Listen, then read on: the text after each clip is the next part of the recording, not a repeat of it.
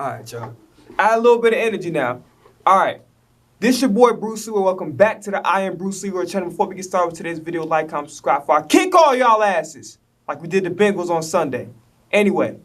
Follow me on all my social medias. Everything. Twitter, TikTok, Instagram. Everything's at I Am Bruce Lee. We didn't stutter not one fucking time. And I almost caught myself.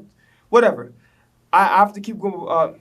Fuck. As soon as I said I didn't stutter, I started stuttering. Damn it. Alright. I feel good today. I feel good today. I feel good this week. I feel so much better. I got a lot of energy. I didn't watch the whole game. I watched like the last 2 minutes of the last 2 minutes of the second quarter, and I watched the entire second half. I had a lot of shit going on. I tried to be on time for the game, but you know, life gonna do what life gonna do. You know what I'm saying? All right. So the first thing I want to do before we actually start talking about this Eagles and the Bengals game and what happened, because I did end up watching the full highlights, kind of getting the grasp of what people were seeing throughout the game. You know, some of the talk, whether it be Seth Joyner's tweets or whether that just be just the reporters, you know, with Eagles post game live, Seth Joyner's show. I didn't watch Joey Shakes at Philly 500 yet. I will do that when I get a chance, but I need to hurry up and get this video out to y'all, so I have time for all that. I watched enough of the game to be able to give a thorough video, okay? So before we get into talk about this Eagles and Bengals game, I have to address Trayvon Diggs. Your discretion is advised. So for those of you that don't know, Trayvon Diggs went viral for going to a reporter after the Cowboys and 49ers game, which I did watch the first half of that. The second half, I really wasn't able to catch it because I was tired, bro. I was nodding off like a motherfucker and I had to work in the morning. So you already know how that went already. But I tried to watch the second half of it, but, you know, I watched this shit on a Peacock app. There's no way to, like, record it and then come back to it. You know what I'm saying? I wish there was, but there wasn't. But it is what it is. That's broke people problems. That ain't got nothing to do with nobody but myself. But anyway, so it was this reporter. I didn't care to write down this guy's name. Whatever. Okay? It was this reporter. He put out a tweet. George Kittle caught a really big pass from Brock Purdy. So it was 3 Cowboys defenders, Trayvon Diggs being one of them. Trayvon Diggs appeared to be kind of jogging on the play and not giving his full effort running full speed. That was the play that was shown. So what the reporter ended up doing was he ended up asking the question, what is Trayvon Diggs doing on this play? So what ended up happening was, I don't know how the hell he found out. I don't know if this nigga looked at his phone immediately. I don't know why in the hell would you look at, I don't know who, probably maybe somebody in his family told him, one of the players, other players. So I don't know how he got this information or how the hell he went to his phone. And honestly, let's just say, for instance, if he went to his phone, that is the worst fucking thing you can do. I don't understand what in the hell, like, for sanity and mental health reasons, why in the hell would, you know, you lose a game? You're already hot and you're emotional because you lost the game and you lost on primetime TV, right? So you're already emotional, right? And then the team is not really moving in the right direction, largely because of the old fart that's the owner and the GM of the team. Got way too many goddamn roles, and this nigga is continuing to ride this team to the ground. Pause. But you understand what I'm saying? So outside of that, so Trayvon Diggs basically saying like, yo, like, watch your mouth, stay in your lane, buddy. And he was talking about some like, quit playing with me, bro. Like he was just going off and just doing all this extra shit. And it was just kind of like, I'm looking at the situation. I'm like, first off, okay, number one, the reporter didn't do nothing wrong. Literally asked the question, what is Trayvon Diggs doing on this play? Now, I did hear chatter and conversation that what Trayvon Diggs was doing, he didn't want to interfere with the other 2 guys that were trying to make a play, so he probably automatically assumed that, you know, one of the 2 other guys was going to make the play, and he didn't want to interfere with that. He did end up making a tackle and saving a touchdown. I don't know if they scored on that drive. You have to go watch the highlights to go find out. They probably did, but it is what it is. So here's the thing, right? Regardless if he said, well, let's just say the reporter says this. Trayvon Diggs looks like that he's not putting in 100% effort for the team. Or something along the lines of like, Trayvon Diggs, I need to see more effort than, like, come on, Trayvon, I need to see more effort than this. And he posted the play. Even if you were to go as far as to do that, With Trayvon Diggs, and it's crazy. I'm looking at the comment section, right? And the comment section is bewildering to me because I'm like, y'all literally saying, yeah, Trayvon Diggs checked the reporter. What the fuck did the reporter do outside of ask a question? What is Trayvon doing on that play? And even if he did not, even if he said, well, I think Trayvon should have made more of an effort instead of jogging on a play, it still wouldn't be nothing wrong with the reporters. But the reporter kept it neutral and literally just asked a question, what is Trayvon Diggs doing on that play? Right? It's an open-ended question. So it's really up for interpretation for whoever the hell is viewing the play. Now, looking at that play, you would assume, damn, Trayvon's not really giving it his all, right? But even, like I said, if it was vice versa, with Trayvon Diggs was 100% wrong. And again, looking at the comment section, I'm like, y'all saying he checked the reporter, but y'all not giving any reasons as to why and what he checked. And the reason why you're not giving any reason because y'all on bullshit too. Y'all don't know what the fuck y'all talking about. So Trayvon Diggs went on and talked about something, yeah, you can't do what I do. You're not an athlete, this and the third. Here's the reality of this situation. Number one, reporters in general, you know, are not athletes. And technically speaking, they don't have to be. Should they be encouraged to have some knowledge and know about the game? Sure. But whatever their eyes see is whatever their eyes see. And whatever interpretation they make up out of what they're seeing, as long as there's some reasonable, logical explanation behind it, so the fuck what? So my thing is this. Let's just say I'm under the impression, okay, let's just say for argument's sake, Trayvon Diggs checked his phone immediately after the loss.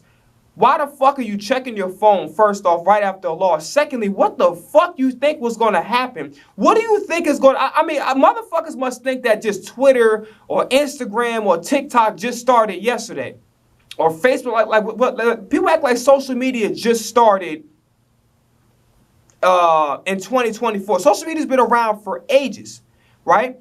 There's plenty of people from all walks of life that say, some say, you know, are reasonable people. Some are very unhappy, crazy, damn near mentally ill motherfuckers on there that just go out of their way to say vile, disgusting shit without any rhyme or reason outside of maybe they're taking their fush. Maybe they're just not mentally, they don't have all the screws tightened, or maybe just because of the fact that they're unleashing their frustration from their life. So rather than going to do the hard work, which is working on themselves, they choose to look at celebrities from a window and talk shit about them when really it's nothing to do with the celebrities per se. It's more or less have to do with the fact that they're going through a lot of shit in their life and they're too cowardice to address it. So it's easy to go on the internet and talk shit about these celebrities. And that's what I see y'all doing with the Jay-Z and Beyonce shit, right? It's like you guys don't even have any logical explanation or any reason behind what the fuck you're saying about the Jay-Z and Beyonce shit. A lot of y'all just say Beyonce Illuminati, Jay-Z Illuminati. Like yo, listen. Whatever the fuck they do, whether they're in it or not, which I don't think they are, but whether they're in it or they're not, it's not your fucking concern. You got bills to pay. Some of y'all got kids to raise. Some of y'all have families. Like y'all have so many responsibilities on your plate. Don't look at what the fuck that oh, that nigga got French toast and some pancakes and some Aunt Jemima pearl meal, whatever the fuck you want to call it, kind of syrup. That nigga got some oatmeal. Why the fuck he got oatmeal with the raisins in it? And all I got is a little cheap ass little container of cinnamon from Great Value from Walmart. Stop looking at whatever the hell somebody else got on their plate. Worry about what the fuck is on your plate, because you got food on your plate you ain't even finished. You understand what I'm saying? So, my fault. Basically, what y'all need to stop doing is this. Start worrying about the shit that y'all have to go, because honestly, life is hard for all of us, right? And we all got to find a way to overcome whatever we're dealing with, right? Stop worrying about everybody else. So going back to the situation, right?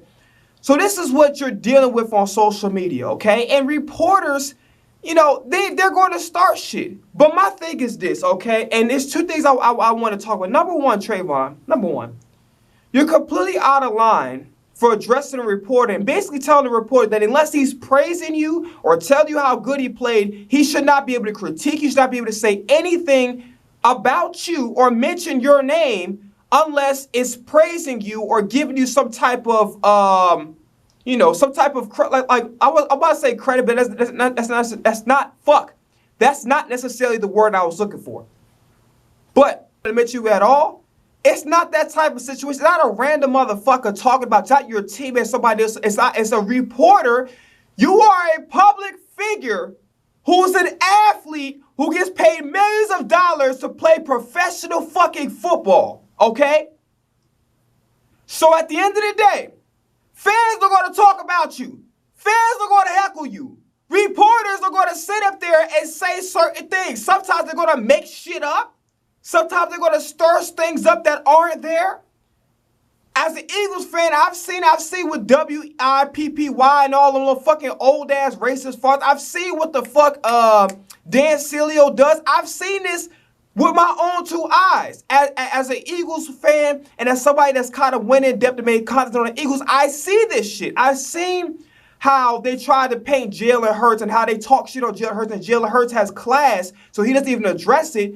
I seen how they talk about A.J. Brown, and Saquon had to deal with some of the bullshit, transitioning from being a Giant to an Eagle, okay? And how they try to paint A.J. Brown a diva when in reality, he's just a human being like everybody else who just happens to be expressive, and there's nothing wrong with that. That's just him as an individual. It doesn't make him have bad character or bad morals. He's an expressive individual. Now, going back to the Trayvon Diggs point, you are a grown-ass man. Stop acting like a fucking emotional teenager. And I'm going to be honest with you. I'm going to go as far as say this is the problem with our culture as black people. This is the problem. We give a fuck about what people say about us way too goddamn much. And I'm not saying it's every black person, but it's too many of us that literally will trick us out of position and try to like be so fucking concerned about what other people say about it. And it's a saying, I'm going to say it again. What other people think about you is none of your motherfucking business. Your job is to be a professional football player. You are responsible for yourself, your family, and to the goddamn Dallas Cowboys. You are not responsible for addressing the things that people say about you. And that is why this team is not going any fuckwhere, because when we talk about culture, right? We talk about what is culture. We talk about what is healthy culture. What is culture that is inducing? I'm saying some stupid shit. What culture does a team have to have in order to have an environment where it's conducive to winning? That's the word I wanted to use, conducive, right? How does that make sense? How do we go about doing that? Well, for one, you stop trying to be delusional and stop fucking talking shit when you guys have won. You beat easy teams that anybody that's supposed to be elite or at least a halfway decent team could beat. But you guys are in the hamster wheel every motherfucking year. You guys either win a wild card game or sometimes you get bounced out the wild card game. You have not made a conference championship in 20 motherfucking years. And the attitude that the owner has had, the delusion, right? Instead of saying, you know what? We're in a hamster. Let's just sit back and be honest. Fucking Jerry Jones, I'm not going to say he threatened, but he basically was like, he said, yo, if you can't ask the questions I want, I'll get somebody else to do it for you. He kind of alluded to him that, he can fire him, right? Or in some capacity, take away his position, right? Just being a bully because the man has a fucking big-ass ego and he's a old senile dumbass who doesn't understand that you motherfuckers for 20 years. What is the definition of doing the same thing over and over again? Insanity. It's insane. And that is the motherfucking problem with the Dallas Cowboys. They keep thinking in a hamster wheel. Is when you're in the fucking wheel, where do you think it's going to go? In circles. You can't go forward. You can't go backward. You're just rotating. That's the problem with the fucking Dallas Cowboys. And that is the problem. The attitude of the owner, the culture that is set is not let's do what it takes to win football games. It's let's look like, appear to be a good team. America's team, right? The name only. Because you guys haven't won shit, nigga. The Chiefs are America's team now. Back then, the Patriots were America's team. You were America's team in the early to mid 90s. I'll give you that. But the Patriots were America's team. In the 80s, the 49ers were America's team. In the 70s, the Pittsburgh Steelers were America's team. In the 60s, You can argue some other teams, but I'll say the Packers were America's team.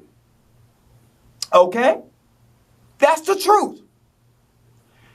You guys have set a delusion so fucking high that like it's trickling down to the players. And there's no player that can literally look at themselves and say, damn, we need to do better. Damn, we need to change some habits.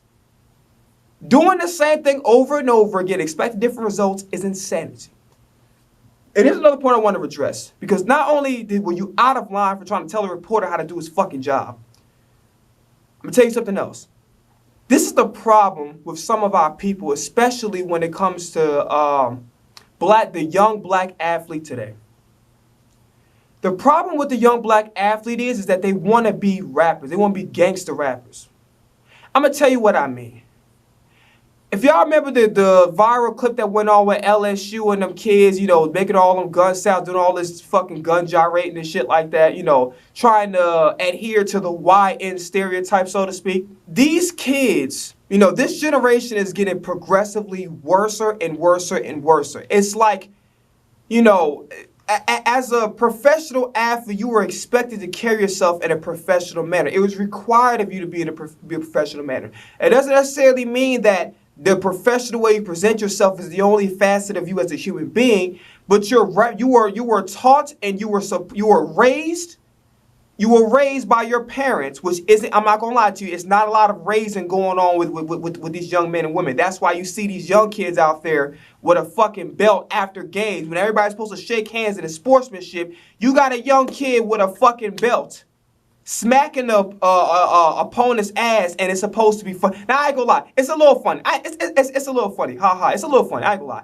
But it's also sad because as coaches were like the father figure that maybe some of these children don't have in a household. They were like they were kind of, I'm not gonna say a stepdad, but they were a strong male role model, like kind of like how Deion Sanders is to those young men when he was over at not Mississippi State, Jackson State, and what he is over in Colorado, right? That father figure, teaching those young men that it's more than just football. I'm teaching you guys how to conduct yourself as professionals. I'm teaching you guys how to conduct yourselves as men. This is not going on, and a lot of these, especially, you know, and it goes all the way down to the youth. It's bad in college because literally, I'm being honest with you, Saban ain't allowing that shit. You're not going over there, boop, boop, boop, boop. You're not going in the motherfucking camera doing that shit with motherfucking Nick Saban. You're not doing that. You're not. You ain't doing that shit with motherfucking Bill Belichick. He ain't tolerating that shit. Unfortunately, it's an obsession by some of our young black athletes to be a gangster. Ja Morant to an extent, and it's some of these other guys like, and let's I'll give you another example. Let's say Anthony Edwards. Anthony Edwards, you can tell that he came from the like you can tell he came from where he came from, right? Atlanta. And sometimes he'll do all this, you know, this no filter shit, and it's kind of funny. I ain't gonna lie. But the difference between him and most people is that one, he's being himself. Two, he's not going out of his way to try to be something he's not. Does that make sense? He's not. And on top of that, he's learning slowly but surely, and he's showing qualities of a professional, of how to carry yourself. That's the difference between Anthony Edwards and a lot of these guys who are trying to perpetuate the gangster image, even though you're making millions of dollars. You decided to play professional sports. Why? As an outlet, as an escape. Whatever that escape may be, whatever that outlet may have been, I'm pretty sure the goal of being a professional athlete is to change your life from a financial perspective, to have true success in a legitimate manner, and to also, hopefully, you know, you might can get wealthy on football. You probably can't. But at least, you know, being able to take care of, you know, some of your family and some of your friends, right? I'm sure that should be the goal. You know, it's not everybody's goal, but I would feel like that's an ideal goal for someone entering that field. Is like, yo, I'm doing it because I'm really good at sports. I love the game, and I could use this to get out of whatever situation I'm in, so I could be financially successful and I could help my family and my friends. That's what I would believe should be the goal. But everybody is different. I'm not going to put that expectation on everybody. Okay. So what's the it's a fetish for trying to be, you know, fit the YN goddamn this ignorant ass stereotype But y'all are fucking idiots because you guys are making millions of dollars. You guys are living in mansions. You guys have a life that motherfuckers kill for. Motherfuckers got to work 16-hour days, 12-hour days, 8, 9 hours. They got to do all this shit and go do a job that they don't want to do. You motherfuckers up here getting millions of dollars to be in a job that I would hope, because otherwise I don't see how you're playing. That I would hope that you love to do this shit. I would hope that you love to play football. Yes, it requires a lot of sacrifice. I'm pretty sure it's not easy. I get it. But at a certain point in time, it's like, it's a slap in the face to even God. Because, you know, you guys are blessed to be able to make a lot of money doing what you're doing. And it's a blessing that can easily be taken away if taken for granted. You can easily throw that away. It's a privilege to be a professional athlete making millions of dollars and being able to play on TV and travel to, you know, sometimes some of y'all might be traveling abroad, whatever the case to be. It's a blessing. Is it perfect? No. Obviously, it's a lot of sacrifice that go into, especially putting your body through that much stress, through the physicality, the physical nature of football, the inclement weather at times, you know, the hard, there's a lot of sacrifices being made, okay? And sometimes you have to spend an extended period of time away from your families. I get that, right? But at a certain point in time, when are you going to start understanding the position and understand that your position is a blessing? And stop trying to waste your fucking time acting tough. Please. You don't have to go out of your way to prove that you're tough to show that you're a man. Do we understand? You can defend and protect the people in your life and the things that are in your life, and you can be like, yo, like, you play with me, it is what's going to be. But you don't have to perpetuate that energy. Your first MO should be love, kindness, and respect. Not like fuck being a man, just as a human being. That should be your default MO. That should be the when I'm approaching anybody, that's what it should be right off rip. Especially if you don't know each other. Love and respect. But some of y'all, maybe because of the rap music, I don't know what it is. Y'all just have lost seriously has lost their fucking mind. You understand what I'm saying? And it starts down with these parents putting these goddamn phones in these kids' hands. I'm up here looking at 2-year-olds with fucking phones in their hands. Now, fuck, I didn't get a phone until I was 18 years old.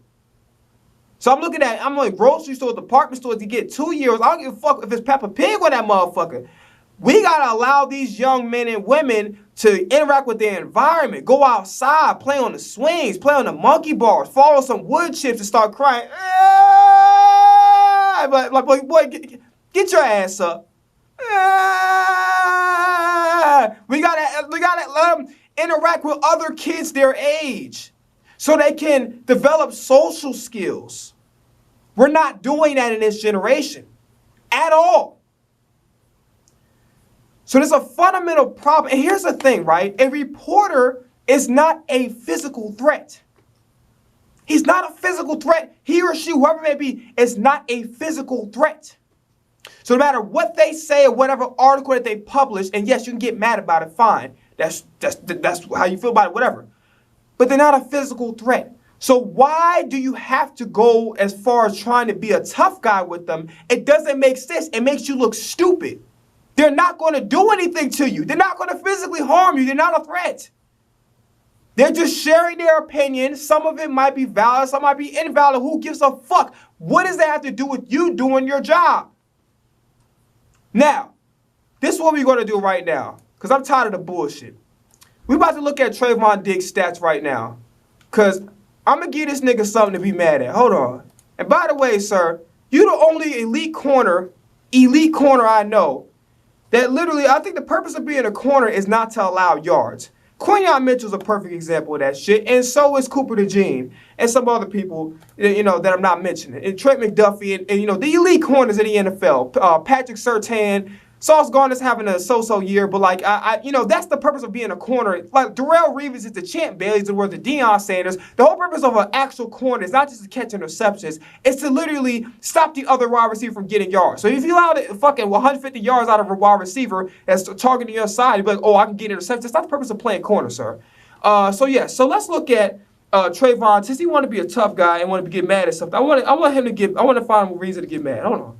So I'm looking at it right now. So you got 23 solo tackles. You're tied for 136 in the league. I know that doesn't necessarily matter. 0 forced fumbles. That's fine. 1 interception. Tied for 31st. There's 32 teams in the league. 32 teams in the league. Passes deflected. Passes deflected. PD. 4. You know what that is? Tied for 52nd. There's 32 teams in the league. You tied for 52nd, my guy. Don't get mad at the reporter. Don't get mad at the reporter. Get mad at you. I'll read them again. 23 solo tackles, tied for 136 in the league. 0 forced fumbles. 1 interception. The thing that you're supposed to be known for. Okay, I give up yards. Whatever. You're tied for 31st. There's 32 teams in the league.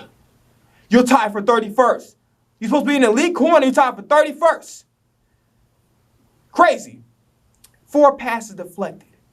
4. Your number on your jersey, listen, the number on your jersey is more than how many pass deflections you have this season. What does that tell you? And don't make me get to the score of how many yards you'll have. Matter of fact, we got time today. We got time today. Hold on. Perfect. PFF stats. 28 targets your way. 18 receptions allowed. And you know what that is? 47th in the fucking league. You know who's up at 47? Mel Blount, a legendary corner, which you're nowhere near that. Overall, your grade is 53.7. You know what that is in school, nigga? An F. Fucking failure. It's an F. 53.7. You want something to get mad at, nigga? You want something to get mad at? By the way, we 7 weeks in. Want to get mad at that, nigga? I'm looking at it. It's right in front of me. PFF. I'm looking right at it. You want something to get mad at, nigga?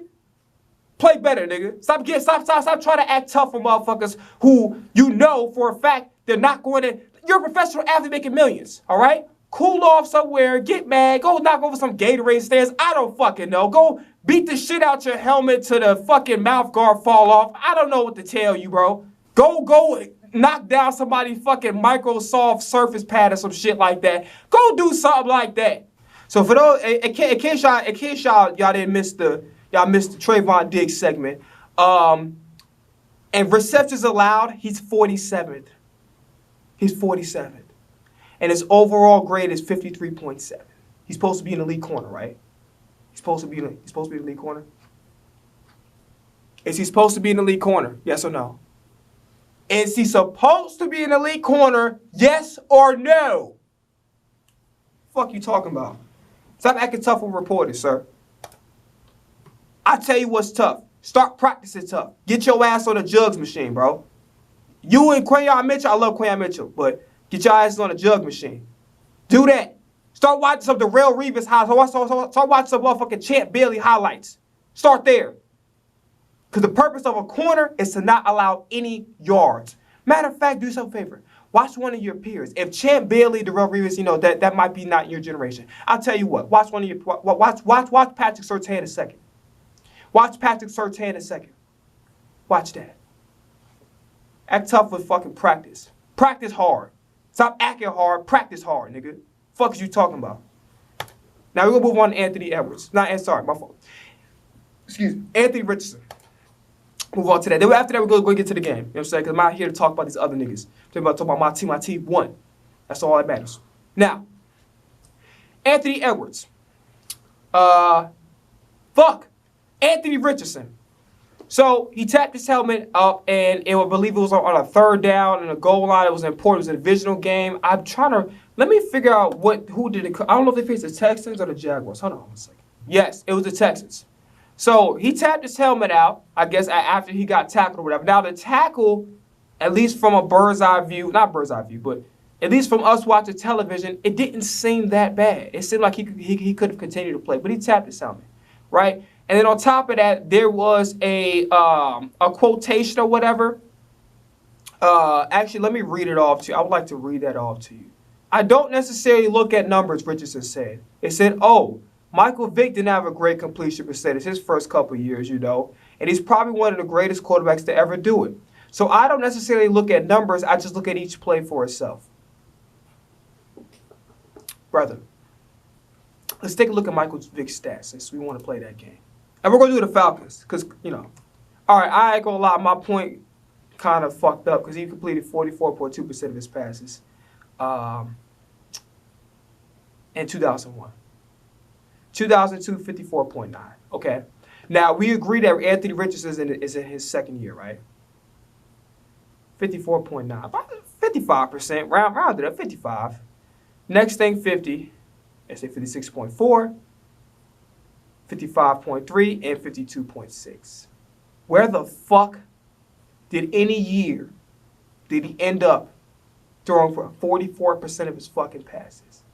What professional NFL quarterback would legitimately be okay with throwing 44% of his passes? And this is the reason why we need to stop criticizing Jalen Hurts so much, because look what the fuck he did in Steichen's offense. Look how MVP, the best player in the fucking league in 2022 under Steichen's offense. But much as we complain about him, we criticize him to an extent. By the way, we'll talk about him later on when we get into this game. The man had an MVP season under Steichen. Okay? So it just shows you that there's levels to this motherfucker. Now, let's address him tapping himself out, and let's also address his comments about the 44%. Okay, we'll do that second. We'll address him tapping out first. Here's the thing. Okay, I understand both sides. On one side, you could say, well, you really weren't hurt that bad, right? At least it didn't appear that way. You're in the middle of a drive. This is a divisional game. We're going to need you to show your teammates that when shit get hard, you can come through for the team. That's all leadership.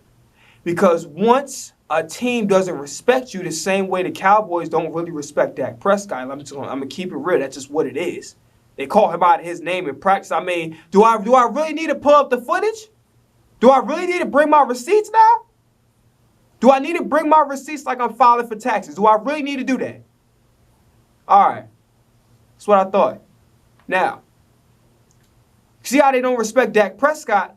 Not because he's a horrible quarterback, because he hasn't done enough and hasn't accomplished enough and hasn't really won enough to make him say, oh, we need to follow this dude because he's taking us to the right direction. We're winning under this guy. We're having a lot of success with this guy. I believe in him. It's not just words. It's not just, he's a decent quarterback. It's not just skill. You got to get the job done when it matters the most. And that's how you get guys behind you. When you're consistently falling short all the time, and a lot of it we could attribute to you throwing interceptions and turning the ball over, or not stepping up or not elevating your play when you need to, it's very hard to garner the respect of your teammates. Now, with that situation, I'm going to look at the other side. And this is the side that I most agree with. I think Anthony Richardson is more hurt than we would like to believe. Oh, just a regular tackle. Well, first and foremost, we're not the ones being tackled. Okay, so we don't know how much pain this guy's really in. They're not tackling us, they're tackling him. So only he would know how much pain his body is in. What it appears to me, okay, and I understand people want to see an example of a leader, somebody that's like, yo, you don't tap out of the middle of a game. But we have to understand this. Anthony Richardson has been playing football for a long time. So really, if toughness or him quitting on his team, if any of that was a true concern, I don't think he would have made it to the next level. Okay? This is what I think. All right? This is the truth. I think he's more injured, and I don't think his body is fully healed. And I think, he's trying to tough it out, but I just think that when that situation happened, I just think that, the same shit with Embiid. That's what I'm thinking is happening with Anthony Richardson right now. He's just very injury prone at this point in time, and he's in a lot of fucking pain. More pain than what we would see with the naked eye. Does that make sense? Pause. But you understand what I'm saying. You understand what I meant by the naked eye, right? It's obviously like what we can see, right? So I'm going to err on the side of that. And the reason why I'm going to that side, to that argument, is because of the fact that, again, this is not his first time playing football. All right? And he would have made it to the next level if he didn't know what it takes to, hey, you can't give up on your team like that. Hey, you got to go in out there. You got to play. Sometimes we got these little nagging injuries, things of that nature. You got to go out there and play anyway. But we truly do not know how much pain this man is in. I'm thinking to myself, he's more injured than what we've been kind of letting on. Does that make sense? So I'm not going to overreact. I know people are going to go crazy on him, and they have.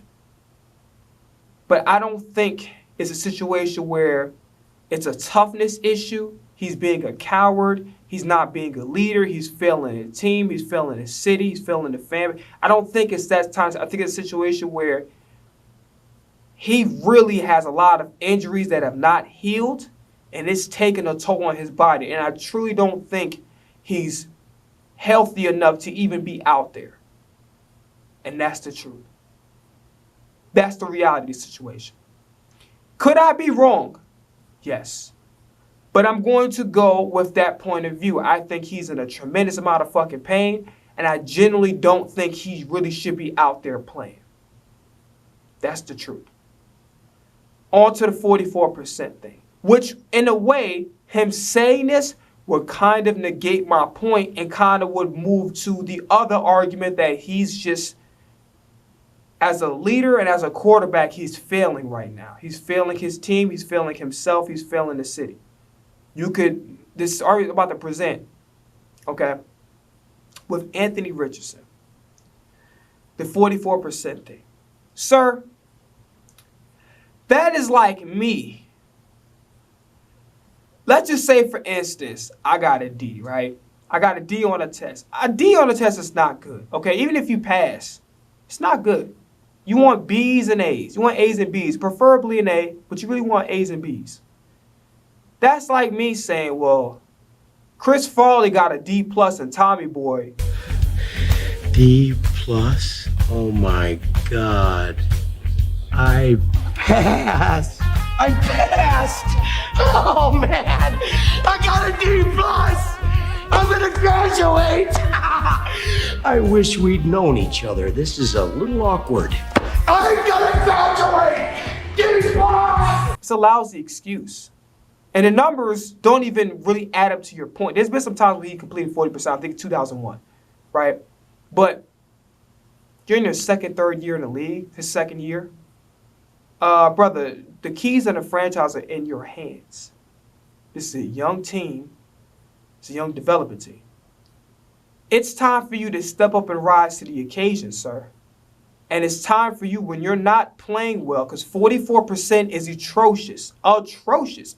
Even though I'm completed 50% of your passes atrocious, really you want 60 and above. That's considered elite quarterback play, is 60% and above. But you're not even at a respectable percentage. Would be like maybe 57, 59. You're not even at 50 percentile. You're at 44% of your passes. Where does the accountability come in for you? Where's the accountability come in? That's like me, my room getting fucked up. I like my room, all the socks everywhere, dirty ass drawers all on the floor, and be like, damn, well, I seen this person on Hoarders on A&E, and they went viral for their messy ass room. So look how successful they are. Like, it's just a stupid ass thing to say. It's just really stupid. It doesn't make sense, and it looks bad on you because you're content with failure. We don't want to hear that. When we're saying, hey, you're playing really bad, and that is representative of your lack of play, you need to accept accountability and say, you know what? I need to play better. Obviously, throwing 44% of your passes is unacceptable. That's what I want to hear out of your franchise quarterback. It's unacceptable to throw 44% of your passes. It's unacceptable. That's what I want to hear. I'm like, you know what? You guys are right. It's unacceptable for me. I need to be better for me. I need to be better for my team, and this fan base deserves better from me. That is leadership. Not 44%. I mean, shit, I ain't the, like, it is what it is. Like, okay, and like, shit, I might throw for like 39% tomorrow as long as he win, right? The fuck are we talking about? You have a stat that's reflective of your poor play, and you respond by deflecting responsibility and accountability and talking about a player whose stats don't even match up to yours at all. We can even go on a game-by-game basis if you like. So let's just go. He's in his second year, right? So we'll do 2002. Week 1, 65% of his passes. Week 2, 60% of his passes. Week 3, 61.5. Week 4, okay, fair, 33%. All right. Week 6, he's out for week 5, 72%, 72.7. 7, 66, 8, 50. Yeah, I ain't gonna lie, 45% is a number 10. But for the most part, maybe except for the last game, probably, he's been relatively over 50. It's only been maybe, I think, 3 games he was really bad in. The rest, well over 50% and up. Some games even 60, go as far as 60%. Let's look at Anthony Richardson's stats. So we're going to go to the first day. 47%, you're starting off, 9 for 19. Your second game, 50%. Your third game, 50%. Your fourth game, 75. It's pretty good. But you only threw for 4 times because you got injured. That doesn't count. I'm not even going to count that shit. 24 attempts, 41.7% against Miami. Without Tua, by the way. And Houston, 31% of your passes. Why are you comparing yourself to Michael Vick again? Why are you comparing yourself to Michael Vick again? Even if you had a point in what you were saying with the player comparison. Accountability, responsibility as a leader of this franchise. And your argument was fucking stupid regardless. Even if you were to give you that excuse by Michael Vick, it's fucking stupid. I'm looking at the stats right in front of me.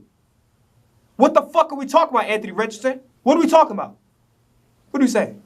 What are we saying? Huh? Accountability, responsibility. It's not just for athletes, it's for everybody, that includes myself. Accountability, responsibility. We all make mistakes. First step is acknowledging it. A lot of us don't even acknowledge that we make mistakes, acknowledge our errors. Second step is, after the acknowledgement, I'm going to go make corrections to my actions. A lot of us fail on the second step. Some of us don't even make the first step, which is acknowledging our wrongdoings or acknowledging where our missteps. Anthony Richardson. No. I'm not buying that shit. You can sell it. You can sit up there wearing a fucking wiener costume, nigga. I'm not buying what you selling. Nigga, you could look like, you could wear a white suit like LeBron James on draft day. I'm not buying what you're selling. You could talk fast and get at auction. 45, 55, 55, 65, 75, 85, 95, 105. Like, you can talk all fast all you want. I'm not buying what you're selling, Mr. Richardson. I'm not buying that shit. Play better or find something else to do with your time. Because as a professional football player, this shit ain't it. We're moving on now. Let's talk about the Eagles. Make sure stuff up. Again, I missed the first half, so let's talk about the man of the hour. So first off, let me go back to Jalen Hurts, 60 for 20, 236, 101 touchdown. Now, y'all was criticizing Seth Joyner, who's been kind of a little bit more, way more lenient on Jalen Hurts than I have this year. Okay? And I talked about on the last video how y'all always be on his case. I need to chill out, calm down, stop getting on his ass for no reason. Y'all do way too much. You got to calm the fuck down, okay? I've been very, very critical of y'all saying it because it's a thing when you're criticizing him that makes sense, and it's a thing where you're just spewing bullshit, okay? And then, Elliot Short Parks talk about some, this is an acceptable loss. Shut the fuck up. And then another old-ass white nigga look like a fucking, another one of these, like, fucking retired U.S. senator looking.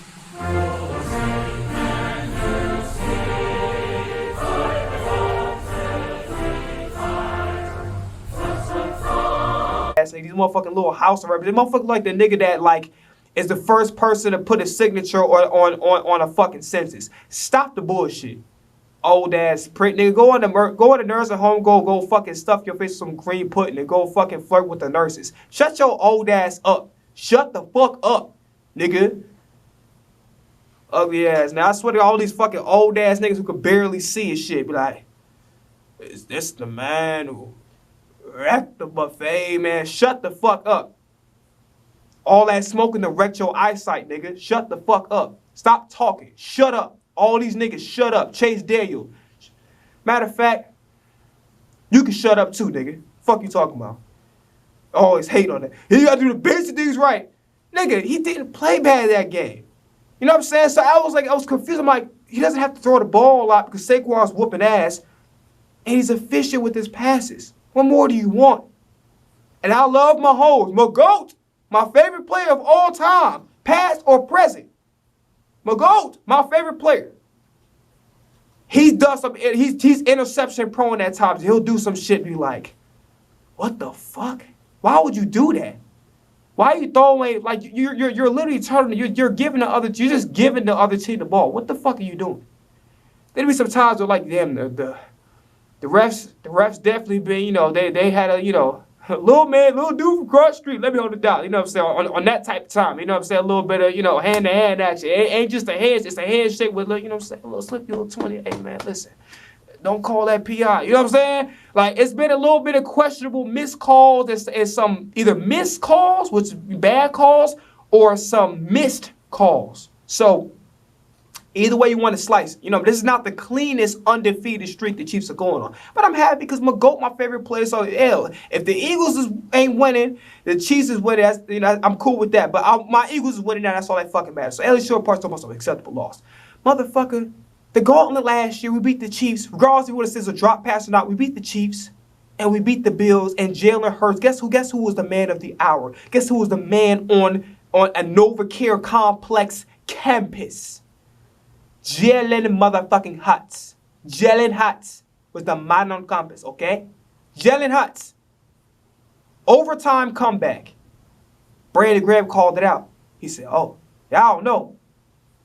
Y'all don't know.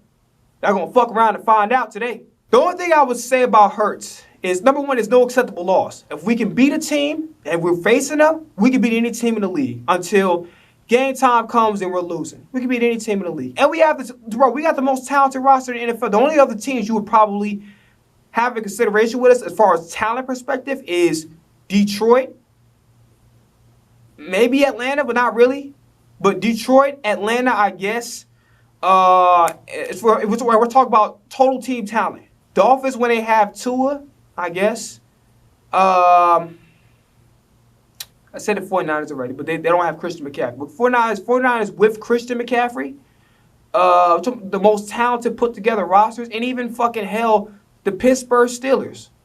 Look how many weapons they got on both sides.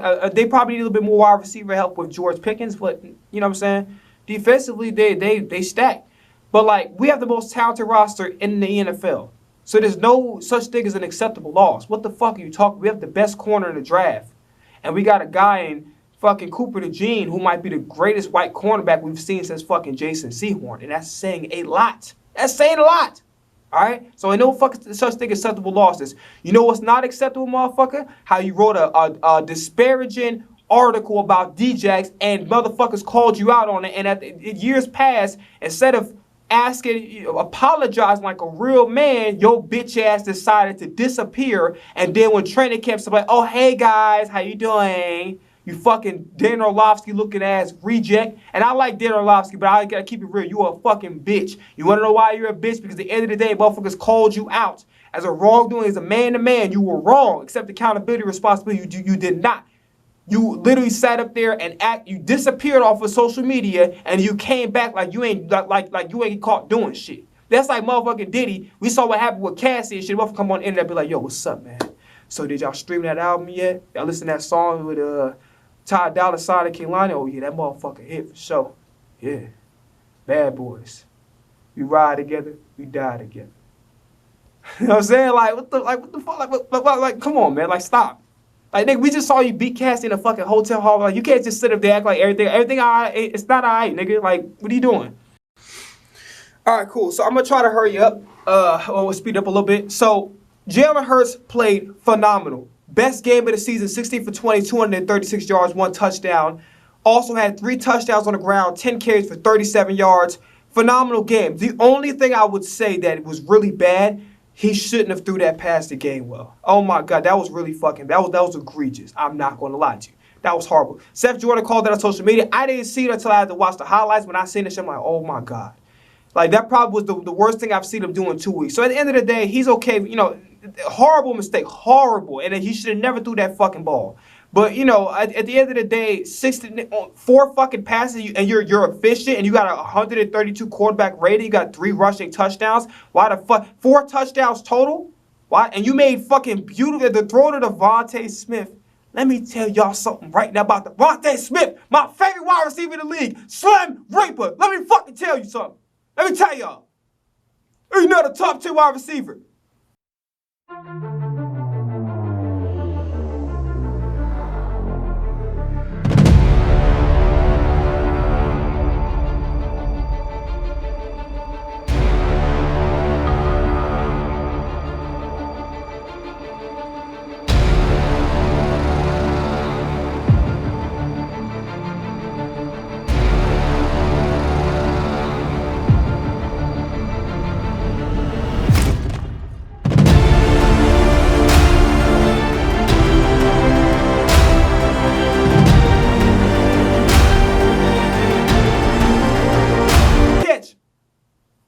Not the biggest guy on the field, but he fucking played like it. The second coming of Steve Smith, the NFC East version. What the fuck are we talking about? Now listen, the only thing I like about Devontae Smith, please learn from what happened when you got injured against the Saints. Please stop going. Okay, so once they stop your progress, just go down. All right. The only tidbit, because I think Steen ended up getting a penalty, and I think it was a void. I think Steen should have chilled out. But I also think it was a void because Devontae Smith, you're not the biggest guy on the field. So just think about what happened. Remember what happened last time. Learn your lesson. Don't sit up there. You got a bunch of guys on you. Don't, you know, I understand you want to, I understand you, that's a tough motherfucker. I get it. I respect you. Hell, I respect, that's why you my favorite wide receiver in the league. That's why. Skinny Batman, that's why you my favorite wide receiver. Batman, no. That's why you my favorite wide receiver. That's the reason, because you play with attitude. You're not a top 2 wide receiver. You don't watch football, nigga. You either that, or you delusional, or you on drugs. Because there's no way in the hell you look at Devontae Smith play the way he playing and talk about something. He not a top 10 wide receiver. Says who? Says who? Because you damn sure ain't watching NFL. You might be simulating a Madden franchise, nigga.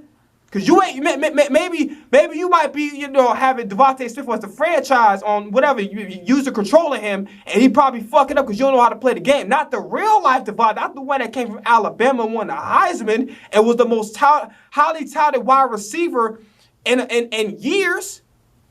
But people say he wouldn't last because of his framing. And look at this, he can play number 1 in like 90% of the NFL teams. And he showed y'all double cover, deep in the end zone. Beautiful ball by Jalen Hurts, and he caught it. A.J. Brown. And listen, Seth Jordan, I fuck with you. But you got to stop with this A.J. Brown can't block narrative. I've seen it in 22. That man can block. Did he probably miss a block? I think one time, I don't know if it was Gainwell running the ball or Saquon. Yes, he missed a block. It happens. You know what I'm saying? Everybody makes mistakes. If anybody can make a motherfucking mistake, it's A.J. Brown, okay? Like, so we got to take it easy. I understand it probably was a egregiously bad play. Maybe it just was an off game for him. It happens. Everybody has an off game with some certain aspect, but he balled out when it mattered the most. We always look at the bigger picture. But A.J. Brown blocking is the last thing I have, the last thing on my mind that's like, oh, it's a problem. Calcaterra, beautiful block. About time. You got to give Calcaterra a round of applause. About time. Thank you for blocking and making an effort, right? Because sometimes I feel like he don't even make an effort to block, but he made an effort and he blocked well. And he played well, too. I think he needs to be targeted a little bit more, but I love it. Let's see what his stats are. 3 receptions for 58 yards. Great game. Gainwell did some good runs. Saquon was amazing. You know what I mean? And one thing I love about the offense, is that this is what I've seen. This game that I haven't seen, I saw a little bit in the Giants game, but since Green Bay, I haven't seen versatility in the offense.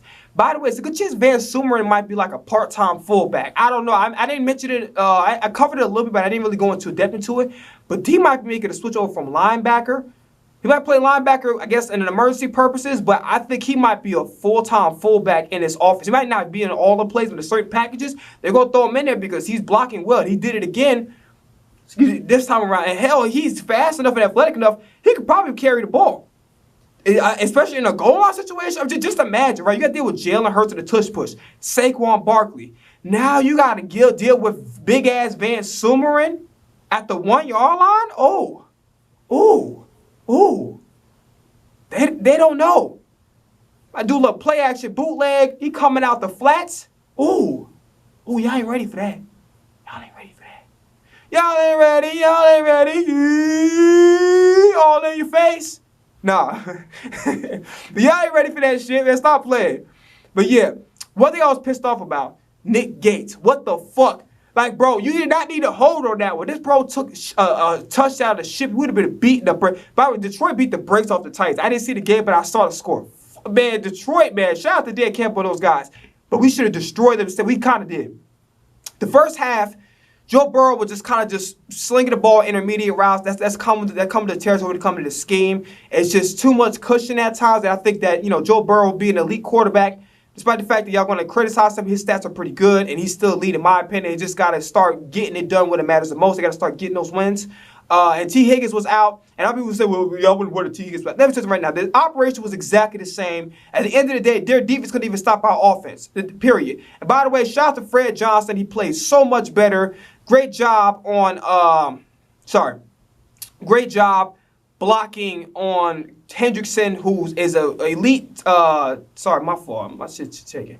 Who's an elite defensive end. Big shout out to him, honestly great. A.J. Brown whooped Taylor Britt's ass all day, every day. Like, it was not a problem whatsoever. But yeah, it pissed me off when Gates did that holding shit because Shipley got his first touchdown. It was a beautiful run, and it should have counted, but it is what it is, right? Shout out to Quinyon Mitchell. This is what concerns me, though. This is what concerns me. Not one time did I hit, and believe me, if you was on that motherfucking jugs machine, guess what would have happened? The reporters would have caught it. Same reason why on the last a couple weeks ago, they had Jalen Hurts practicing taking snaps on the center. And there's another thing about the offense that I kind of forgot to mention. I really, really love how normally 9 times out of 10 when they line up at a single back, you know it's going to be a toss to Saquon. I said they need to stop doing that shit. So they 2 different plays. They had one, an HB dive where the running back goes straight up the middle. And they had another one, a bootleg play action. That shit was beautiful. I'm like, yes, this is what I was waiting for. And it was lined up in a weak eye formation with, what's the name? Van Sumeren at fullback. Versatility in the offense. Beautiful. I would like it in the future, but they don't have to do it now. It's not necessary. Have 2 running back sets. Have Saquon and Gainwell on the other side, or have Saquon and Will Shipley. I would love that because I seen that in the Green Bay game, and they need to go back to re-implementing that because I seen a little bit of that success with Brian Johnson when they had the 2 running back 3 wide receivers out the shotgun. They need to go back to doing that because I really think there's a lot of productivity that can be done. You got 2 running backs who are capable, and you have Jalen Hurts who obviously he's a savage when it comes to that, right? I like to see him get Jahan Dotson more involved, but it's baby steps. At least we made progress. So great job by the offense overall. Hell of a job by Jalen Hurts. A+ day. Yes, that was a really, really bad play to Gainwell, but I don't give a fuck. I'm going to give that man his praise. MVP level performance. Jalen Hurts, salute to you, brother. And I apologize for being so hard on you. At the end of the day, I got to call things the way I see it. But thank you so much for reinforcing why the fuck we paid you all that money. You are a franchise quarterback. Show these motherfuckers who you are, all right? And then they got the whole meme thing where they had the mismatched shoes or whatever because the turf was fucking up the shoes or whatever. I think for Jalen Hurts, I think for somebody else, I don't remember. I think it might have been for Gainwell. But yeah, got the little iconic shit going on. So Jalen Hurts, hell of a game. 2022, like just a straight up mirror. Mirror on the wall. Who the fairest of them all? It's Jalen motherfucking Hurts. Number one in the Eagles franchise and number 1 in our hearts. No play. But anyway, y'all understand me. Defense. All right, Jalen Carter played fantastic. Josh Sweat, made some plays here and there. Brandon Graham, man, like, bro, he doesn't lose it, man. Mind you, this guy had 3 years ago, he had an ACL injury and deep into his 30s. So this man, he's just elite, a leader, elite trash talker. Like, dude, Brandon Graham, man, we're so lucky to have this guy, man. I'm telling you. Great job by N'Kobe Dean stepping up. I really love it. Great job by Nolan Smith. I'm really proud of those guys. If I was too hard on y'all, I apologize. And that, like I said, when it comes to Jalen Hurts and all y'all, I call things the way I see, but I'm very, very proud of y'all. I want to make that just as much as known. As much as I criticize y'all, I want to make it as known that I'm very proud of y'all, okay? Again, VaQuinyon, take your ass to that judge machine. I better this time around, I better see your ass on that judge. If Vic Fangio and Cyril I make this thing go on the judge machine, we will have a motherfucking problem. Okay, we gotta take his ass to the judge. Quinyon, elite, take his motherfucking ass to the judge machine. Cooper the Gene, the real motherfucking deal. He's physical, he locked down. Great job with that tackle, I think on 3rd or 4th down against Jamar Chase. Great job. Isaiah Rodgers came in for Slay. Slay made a pretty good play, but I ain't gonna lie to you. I'm gonna be straight up and honest with you. I think they should experiment. I think they should give some Darius Slay could probably come back for Jacksonville. But I think they should kind of sit him out and see what happens with Isaiah Rodgers. Because I'm telling you right now, it's not hard to keep up. It's not easy to keep up with Jamar Chase. For him to keep up with them, and he tipped the ball. And shout out to Charles Gardner-Johnson for getting that interception. About time. I love that he elevated his game. So shout out to Charles Gardner-Johnson. Got to give him that love and respect for showing the credit that's due to him. Nice job with the heads-up play. Great job by Isaiah Rodgers with having the speed to keep up and making a play, just getting thrown in there like that. I would love to see maybe for like 2-3 games, just have Isaiah Rodgers outside of Quinn, but just see what happens. I'm not saying Darius Slay is playing bad. He's playing halfway decent. But Isaiah Rodgers brings a different kind of energy, and I'm just intrigued to see if he needs to be the opposite corner outside of Quinn. Just to see, just an experiment, because right now Darius Slay is getting injured a lot, and he probably can't come back, but I think you need to just take it easy with him, let him heal. The season is still somewhat early. You don't have to rush him too much. Let him heal up, come back maybe against Dallas or some big team that we have in the division, and then go about them. I think like the next 2 games or so with that, sit him out. Next 2-3 games, sit him out. Let Isaiah Rodgers play. Okay, that's what I would do. I don't know too much about the safeties or whatever, but that's all I gotta say. All right, so my battery about to die.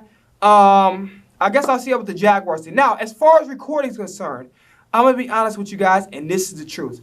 I have to go to a studio. I literally realized that the reason why my mixes weren't coming out great, sometimes it had a little bit to do with me because I haven't seen my vocals were clipping, which I didn't realize. You go over -6, you're clipping. So I didn't realize my vocals were clipping. That's one thing. Another thing is, just when they're tracking you in the studio, they have to do all of these things where it's like they do compression and EQ, and it has to be done while recording. So a lot of the mixing work is done while recording. I didn't even know that. So what I'm going to have to do is I'm going to take my ass to a studio to go get my mixes done correctly, because I can't do it by myself. And honestly, I don't have the patience nor the time to truly learn. I'll try to learn along the way, but I need somebody like to do it hands-on. Hey, listen, this is how you do it. This is what you got to touch. And just be able to ask somebody questions instead of just looking at a video. I'm just looking like, okay, what is that? What? You know what I'm saying? I'm like ignoring this bitch. What? You know what I'm saying? But now, all jokes aside, it's time for me to get to the studio where I can go get some help, network, and do all this different shit. So we'll be recording shit from the studio from here on out. All right? That's all I got to say to y'all. All right? So y'all enjoy the rest of y'all day. Enjoy this victory. Eagles are back. We back to be Super Bowl contenders. Hell yeah. And that's all I got to say. I'm out. Peace. Right?